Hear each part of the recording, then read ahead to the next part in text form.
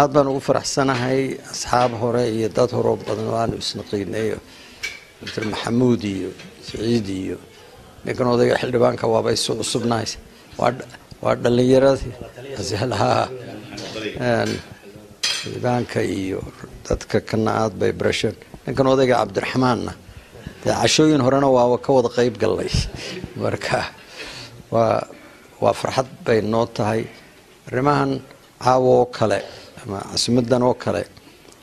in Ilaah loo xamdiyo oo la iska kafkaftama mooyee wax badan oo serious lagama hadli karo marka waaba intaasoo noocyo badan oo kalluun halka lobster baan ku arkaa intaan wax fiirfiiranayno baaluna la fay leeyihiin inay qaarkood nagu siibtaan dhibaato halka ka timaado marka aad u Cabdulqaadir maadsiiyay waa runtiisa waaga hore aan burco ka noqonayna Nairobi bay nagu soo dhaweeyeen Caynaba iyo heshiiska halka ka dhacayna waxaan u malaynayaa uu kala beegsadaa waa un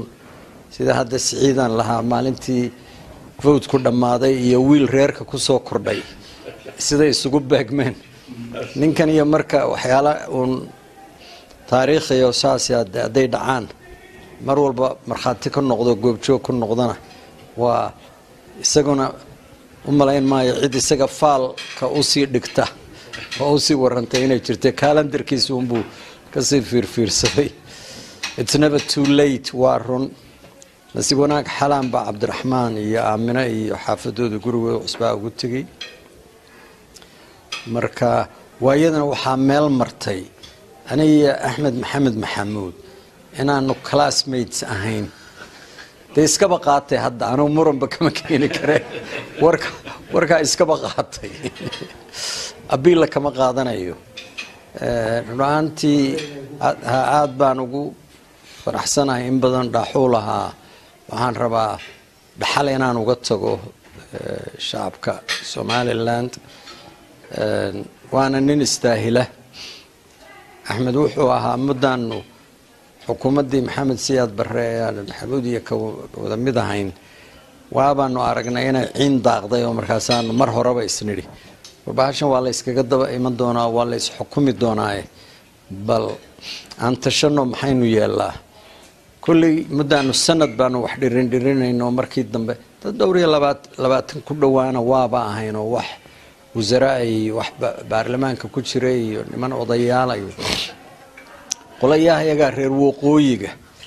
markaa wixii soo baxay siilaanyo meelaha laga mataaneeyay ay noqday isku class baan ahayn waa meelaha ka bilaabantay meelahaas aniga isaga soo wada baxnay shirkii Burcana rag kubboodlo oo 89-kii xamar ka yimi yaanu shirkii Burco isugu nimi qoliyo markaa heesana waaba naloo qaadayay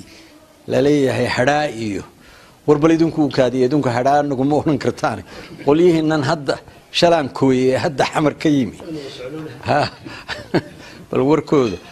marka aad buu mahadsan Cabdulqaadir waa ku faraxsanahay madaxweyne ku xigahana inaanu cashadana isugu nimaado iyo odayaashan kale waxaan rajaynayaa uun heshiiska Caynaba inaynu uun daafur buu ahaa khibradan iyo wixiina soo marayna in looga faa'iideysto wixii khalad ee dhacayna in lagu toosiyo insha Allah waxaan rajaynaynaa inaan ku guuleysano madaxweyne ku xigahana oo isagu shaqadiisii haysta weli waxaan u maleynayaa ninka quraya kulli ilaa hadda laga yaabaa rag wasaaray inay soo noqdaan laakiin isaga baan haynaa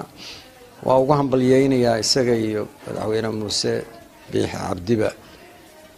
waxaan rajaynaynaa hawlahaas halkaana in halka laga sii ambaqaado casumada badan oo aynu ayaantii soo xusuusataan aynu saalahayna markaynu marba face gaadhnana bal casumada yaan la ilaawin